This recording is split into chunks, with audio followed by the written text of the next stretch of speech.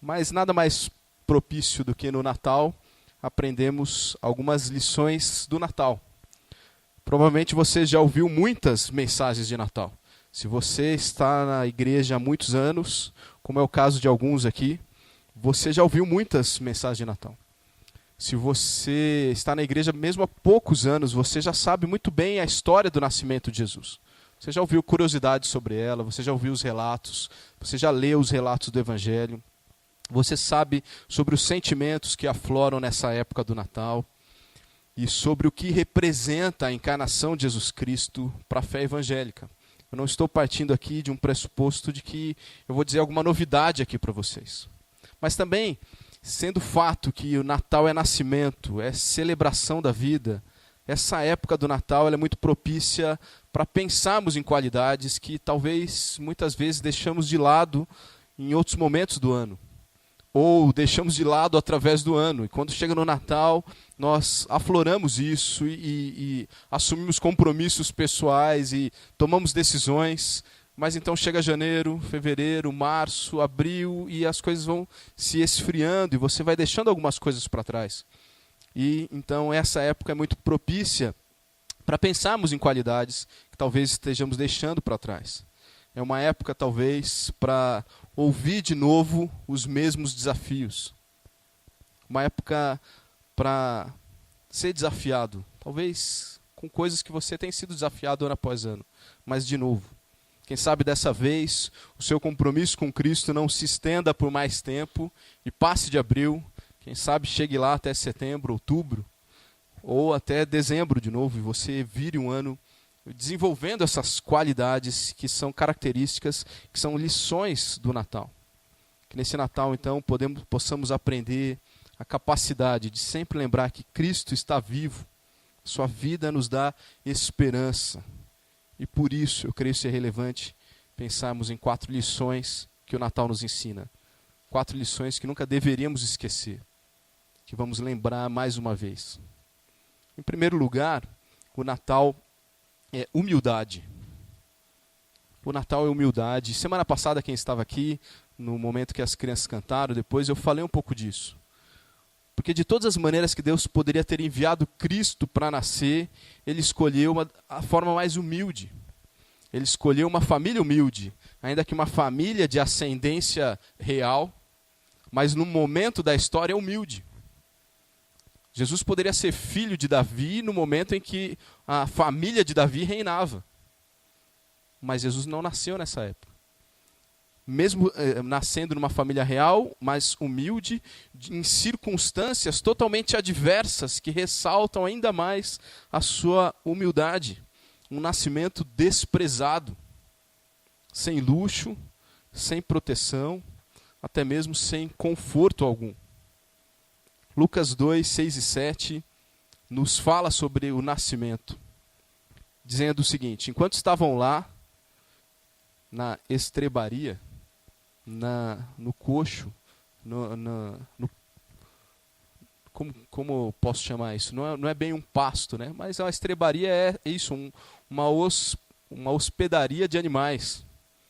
Enquanto eles estavam lá, chegou o tempo de nascer o bebê, e ela deu à luz, Maria deu à luz o seu primogênito.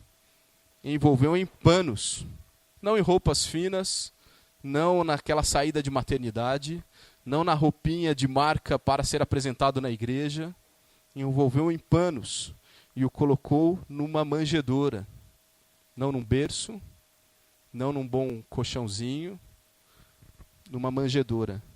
Porque não havia lugar para eles na hospedaria. Minha pergunta para você, nesse dia, nessa noite, clara ainda é: você se lembra de uma época em que você era mais humilde? Você se lembra de uma época em que menos era suficiente? Tudo que você precisava talvez cabia no seu bolso, ou cabia na palma da sua mão. Talvez quando você tinha a idade que hoje tem seus filhos, seus netos, algumas das crianças que estão conosco aqui. Talvez nessa época você era mais humilde, você precisava de menos. E com o tempo nós vamos criando necessidades para nós. Nós vamos criando necessidades para os nossos filhos. Nós vamos criando necessidades para sermos felizes. Por que será que nós perdemos essa humildade? Porque isso não é uma questão de berço, não é uma questão de nascimento. As crianças são felizes com muito pouco. E agora o Natal também é momento de perceber isso. Porque se você não deu o presente, hoje à noite você vai dar um presente. E aquele que você gastou bastante dinheiro, talvez mais do que você deveria ter gastado, e parcelou aí, e quando chegar o Natal do ano que vem, você vai estar terminando de pagar o presente desse ano. E o seu filho vai abrir e vai brincar com o papel. Porque o papel vai ser mais interessante para ele do que o brinquedo de centenas de reais que você comprou. Houve um momento na nossa própria vida em que menos era suficiente, em que poderíamos ser mais humildes. Por que perdemos nossa humildade? Por que será que nós desejamos tanto? Por que será que nós consumimos tanto? Pensando em consumo, tem sido o grande problema social hoje, um dos grandes problemas sociais hoje do nosso planeta é o excesso de consumo. E o lixo, outro dia eu li até uma frase interessante, do ponto de vista do planeta, não existe jogar fora. Nós estamos jogando fora, mas para o planeta sempre está dentro. E nós vamos acumulando outros problemas, outras dificuldades, porque consumimos demais. Por que será que nós nos importamos com tanto?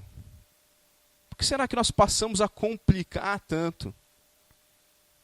O Natal nos ensina exatamente o contrário. Jesus Cristo encarnado, desde a sua encarnação, ele já nos ensina o oposto. A dignidade não está no berço, não está na marca da sua roupa.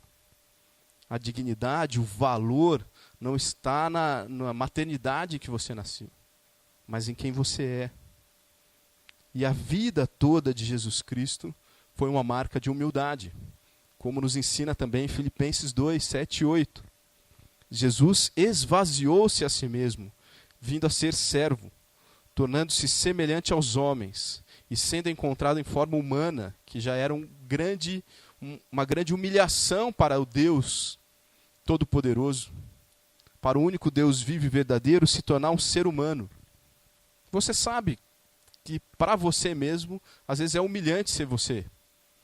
Se você pensar na sua infância, você sabe como é humilhante. Você já viu, por exemplo, o nascimento de um cavalo? Talvez a Karina já viu em loco, mas eu já vi pela televisão. Um cavalo nasce, ele cai ali meio cambaleante, e a égua ela força ele até ele ficar em pé, e ele cai mais um pouquinho, mas alguns minutos depois ele está em pé e sai andando. Agora, o ser humano ele é muito dependente, é humilhante ser ser humano. Eu não vou falar coisas aqui que nos deixem com nojo, mas você precisou de pessoas na sua vida para as coisas mais básicas e mais simples. Você não era capaz de limpar o seu nariz por muitos anos da sua vida. Jesus se tornou esse tipo de ser, dependente. E depois, na sua vida adulta, ele se desenvolveu como servo. Não o que precisa ser ungido com óleo, mas o que pode se ajoelhar e lavar os pés dos seus discípulos. Humilhou-se a si mesmo, foi obediente até a morte, e morte de cruz, porque Jesus é a encarnação da humildade. Portanto, o Natal é o auge da humildade. Ele marca o momento em que Deus se tornou homem. O Criador se assemelhando à sua criatura, com o seu exemplo, como Jesus mesmo disse, eu sou manso e humilde de coração. Com o seu exemplo, Jesus Cristo espera de nós que sejamos cada dia mais humildes, considerando os outros superiores a nós mesmos. Ou como diz em Tiago 4,6, ele concede graça maior. Por isso, diz a Escritura, Deus se opõe aos orgulhosos, mas concede graça aos humildes. Se você quer um favor imerecido de Deus, você precisa ser mais humilde. Nesse Natal, talvez seja momento de se esvaziar, de refletir, diante de talvez uma mesa, ou muito certamente, não talvez, muito certamente uma mesa cheia, que você vai ficar até terça, quarta-feira, para poder comer tudo que você, né, e eu também fizemos para essa noite. Mas refletir, por que tanto? O que Deus quer são corações humildes, corações quebrantados, contritos. Deus concede graça aos humildes. Nesse Natal é tempo então de se esvaziar, de buscar por menos, de seguir o exemplo de Jesus. Natal ensina humildade. Que nós possamos aprender essa lição. O Natal é humildade. Mas também o Natal é unidade. Semana passada nós ouvimos um coro de crianças aqui. Você gosta de coral? Não sei quantos de vocês gostam de canto coral. Ou se você não gosta de canto coral, de uma orquestra, por exemplo. Você gostando ou não, provavelmente você já ouviu um bom coral ou uma boa orquestra. É muito bonito ver um bom coro cantando. É muito bonito ver uma boa orquestra, ainda que você talvez não goste do estilo. Mas uma das qualidades que faz um coral ser bom, que faz uma orquestra ser boa, que é o alvo de todo regente, é a unidade. Nas diferenças, fazendo a mesma coisa. Várias tonalidades de voz, cantando em melodias diferentes, em tons diferentes, mas formando uma grande unidade. Uma orquestra, vários instrumentos, as cordas, os sopros, a percussão, cada um sabendo o seu momento exato de entrar, de se calar, de ter mais força, de ter menos. Tocando linhas melódicas diferentes, mas no todo uma música só. Unidade. Assim também é, e assim também deve ser conosco, como filhos de Deus, como igreja. O Natal é tempo para pensarmos nisso. Unidade. Porque o próprio Cristo morreu para que nós pudéssemos estar unidos. Cristo encarnou e um dos seus objetivos era que a humanidade pudesse ter unidade. Em primeiro lugar, que a humanidade pudesse ter unidade com Deus, com o Pai. Romanos 5, versículo 1 nos diz: tendo sido, pois, justificados pela fé, temos paz com Deus. Como temos paz com Deus? Por nosso Senhor Jesus Cristo. O Natal representa unidade porque Cristo nasceu para que eu e você pudéssemos ter unidade com Deus, paz com Deus, viver em harmonia com Deus. E quem não crê nisso ainda vive com a ira de Deus. Ainda vive inimigo de Deus, distante de Deus, lutando contra Deus e contra a vontade de Deus.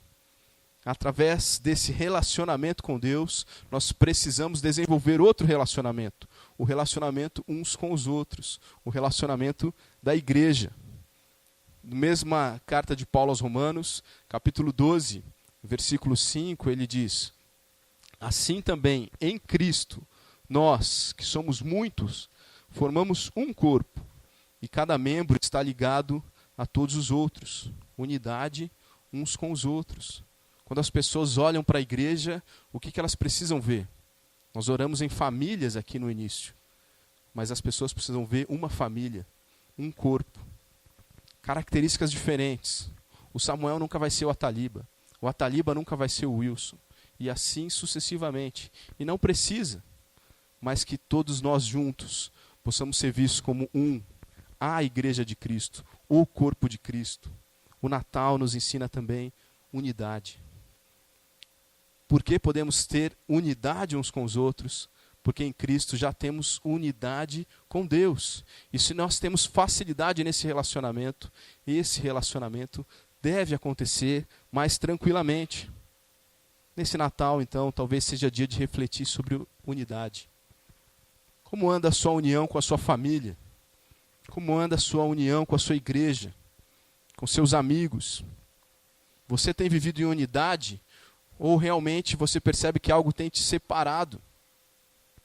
Que esse Natal seja momento de aprender a lição da unidade. Tomar passos em direção a se unir àquelas pessoas que hoje você está separado. O Natal é o auge da unidade, pois Cristo uniu humanidade e divindade. O Natal mostra isso, o Deus que se fez homem. Nunca houve unidade tão perfeita assim. E através dessa unidade perfeita, Ele pode nos dar unidade com Deus e unidade uns com os outros. Ele pode unir criatura com Criador e assim unir as criaturas de uma maneira mais harmoniosa. Viva essa grande lição do Natal. Natal é humildade, mas Natal também é unidade. Em terceiro lugar, o Natal é esperança. Quando olhamos para crianças, e é bom então que nessa noite as nossas crianças estejam aqui, porque quando olhamos para elas, nós temos esperança. Nós olhamos para uma criança e muitas vezes as frases, os jargões que vêm são aqueles. Eles têm a vida inteira pela frente. E você fica imaginando muitas coisas. Eles podem ser as pessoas que mudarão o mundo. O Brasil depende de vocês, né? E quando se olha para as crianças, há uma esperança de um futuro diferente, há uma esperança de uma mudança, há esperança. O Natal também nos ensina isso. E é muito propício falar de esperança no Natal. E é muito propício falar de esperança no Natal em dias como os que vivemos hoje. Porque vivemos dias que precisamos nos agarrar à esperança. Porque vivemos crise econômica, crise política, crise de relacionamento, crise de moral. Crises, muitas crises. E se não tivermos esperança, nós desistimos. Como alguns desistem e pulam de prédios e se jogam na frente de caminhões e estão tirando as suas vidas porque perderam a esperança. Quem não tem esperança se afunda em depressão, se mata. A esperança traz aquela máxima: dias melhores virão. Dias melhores virão. Se você não acredita em dias melhores, você perde a razão, o sentido da vida. E a Bíblia nos ensina que dias melhores virão. E um dia que garante que dias melhores virão é um dia que já aconteceu. O Natal, o primeiro Natal, a encarnação do Deus eterno. Quando Jesus nasceu como bebê, filho de Maria, filho do Espírito Santo, ele nos dá esperança. E todos aqueles pastores que estavam lá, José, Maria, qualquer outro, olhando para Jesus, pôde dizer essa frase como nunca antes ela talvez tenha tido sentido, e nunca mais depois. Eles podiam olhar para Jesus e dizer: agora sim, dias melhores virão.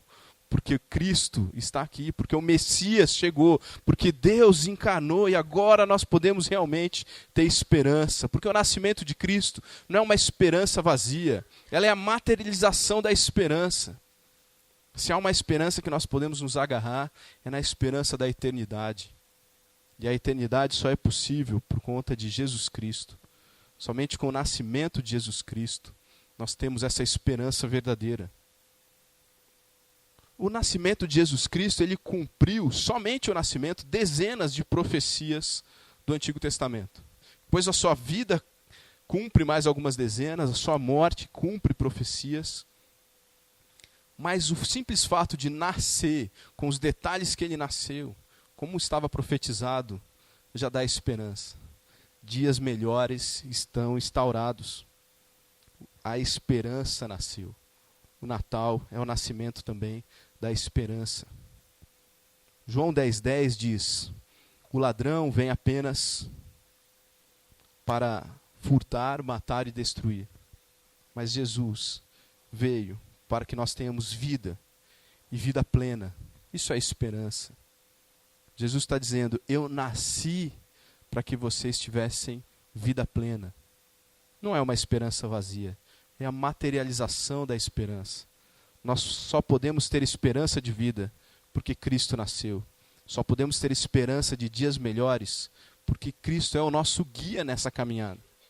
Mateus 2,6 diz: tu, Belém, da terra de Judá, de forma alguma és a menor entre as principais cidades de Judá, pois de ti virá o líder que, como pastor, conduzirá Israel, o meu povo. E é assim. E é assim. É assim desde Adão.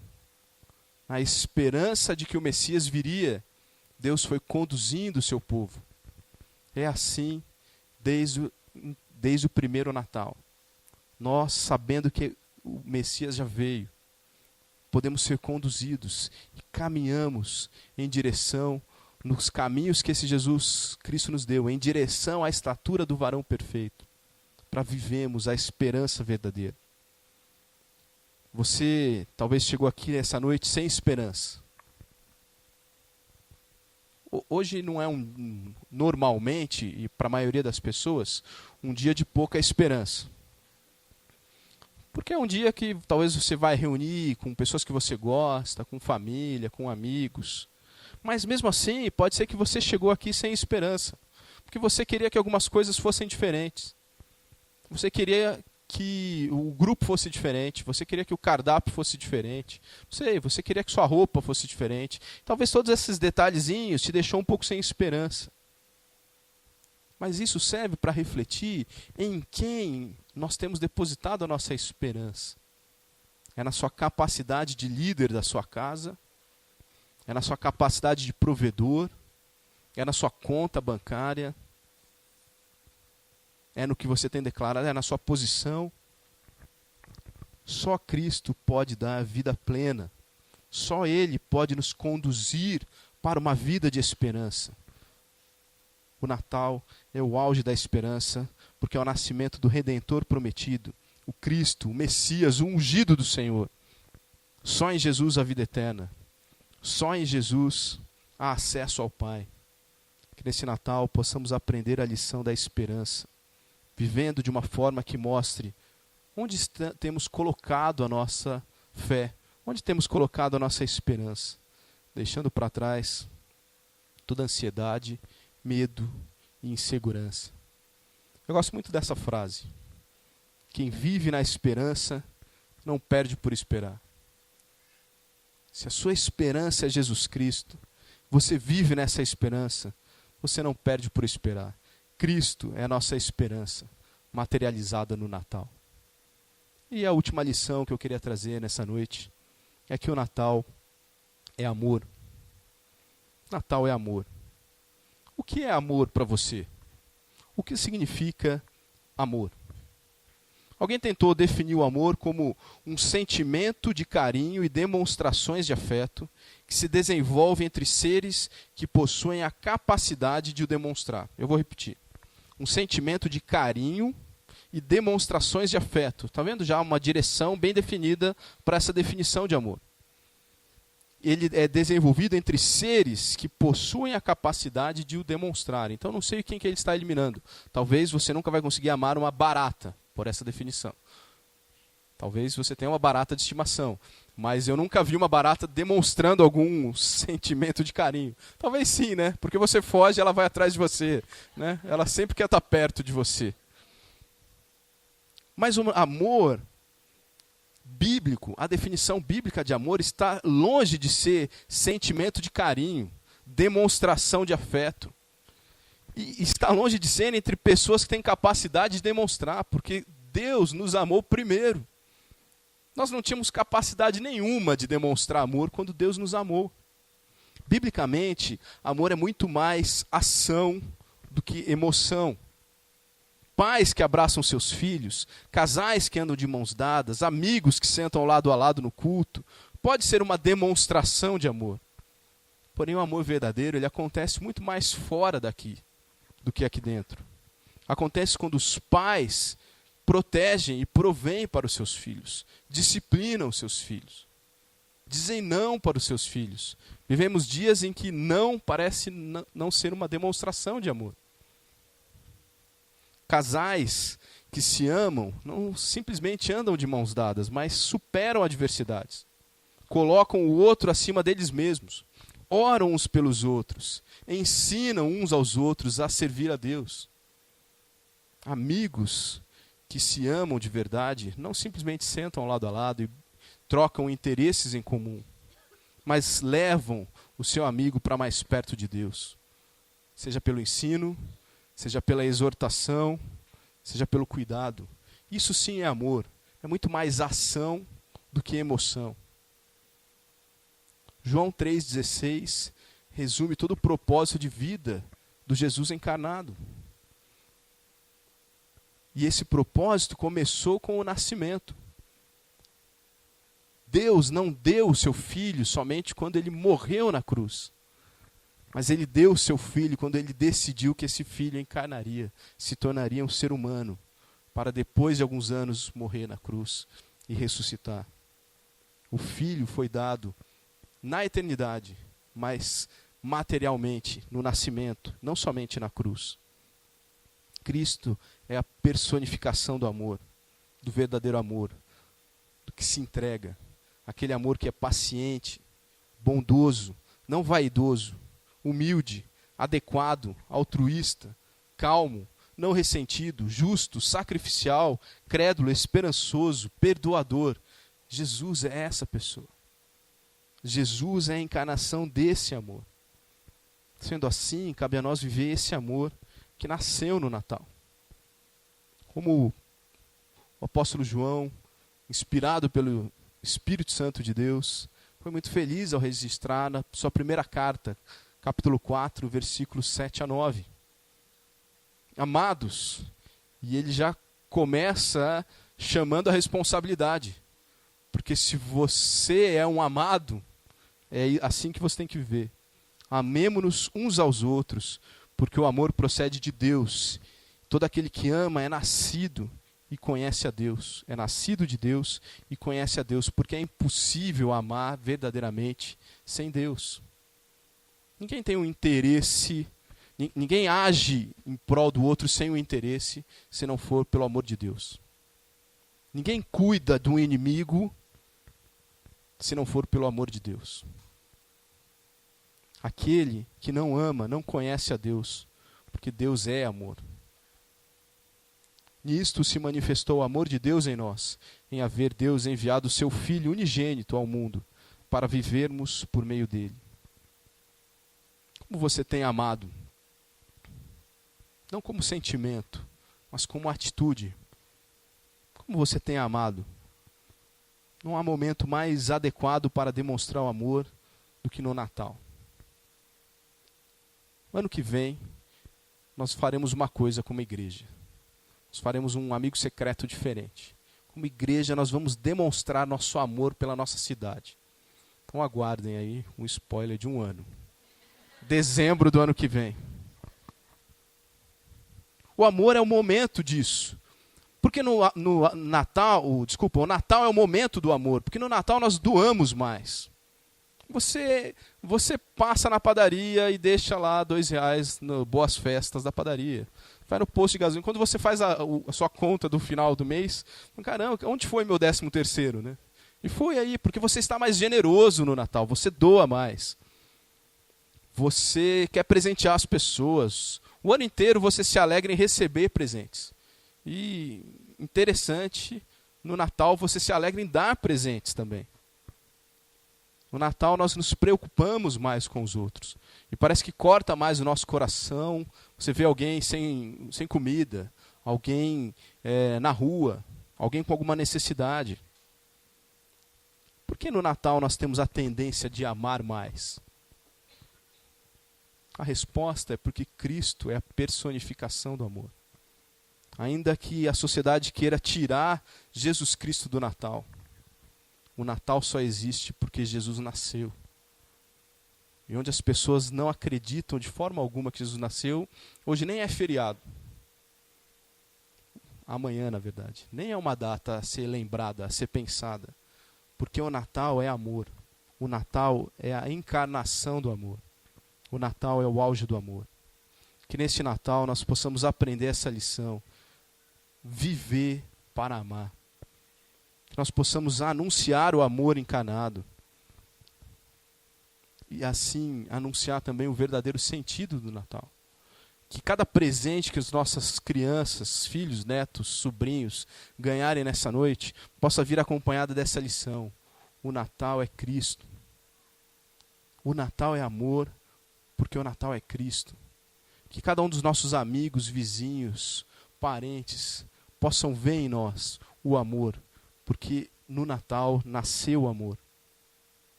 Meu desejo é que você não saia daqui nessa noite da mesma forma que você entrou. Esse é o meu desejo todas as semanas, mas mais uma vez nesse domingo.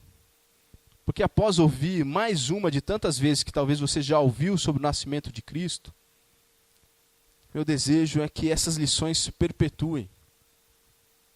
Que realmente você possa viver, não a partir de 1º de janeiro, mas a partir de 24 de dezembro mesmo, de uma forma mais humilde.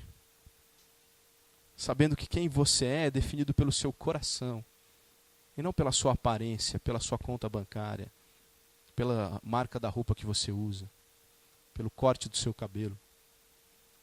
Que você possa viver de uma maneira mais unida e que a família que você dá um jeito de caber na sua casa no Natal, ela possa caber no ano todo. Ela possa caber na sua atenção, ela possa caber na sua preocupação. Que você possa viver no Natal com a esperança verdadeira, sabendo que quem vive na esperança não pede por esperar. Dias melhores virão, porque um dia nós estaremos eternamente com Cristo. Esse que nasceu no Natal. Porque Ele é amor. E Ele não falou sobre amor. Ele não só ensinou sobre amor. Ele não disse palavras de amor apenas. Ele viveu amor. Ele se entregou por amor. Ele sofreu por amor. Ele priorizou a nossa vida do que a dele por amor. Que a gente possa amar assim. Que a gente saia daqui nessa noite decidido a viver essas lições. Mas não decidido somente como um positivismo, uma autoajuda. 4 passos para ser uma pessoa melhor. Você não pode voltar para sua casa com essa decisão. Eu fui lá na igreja, o pastor me deu 4 lições de como ser uma pessoa melhor. Não. Coração quebrantado, contrito, transformado diante de Deus. Que você saia daqui decidido a mudar padrões, para realmente ser mais humilde. Que você saia daqui decidido a se acertar com aquele amigo, com aquele parente que você está brigado. Que você saia daqui disposto a olhar para as situações com esperança. Que você saia daqui disposto a diminuir seu remorso, demonstrando amor aos necessitados. Mas muito mais do que isso. Porque isso é bom, mas isso não é o suficiente. Porque o Natal é Cristo. Meu desejo, então, é que você saia daqui rendido aos pés de Cristo. Porque Ele é o único que pode prover humildade e unidade verdadeira. Não só autoajuda, não só decisões, não só padrões, mas humildade e unidade que brotam de um coração regenerado.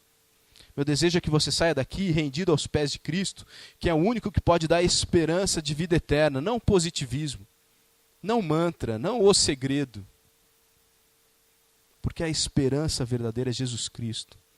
Ele é o único que pode fazer você experimentar o amor verdadeiro, o amor que nasceu no Natal. Que possamos sempre nos lembrar que o Natal é humildade, esperança e amor que vem de Cristo. E viver essas lições em nossas vidas. Feche seus olhos, eu quero orar com você.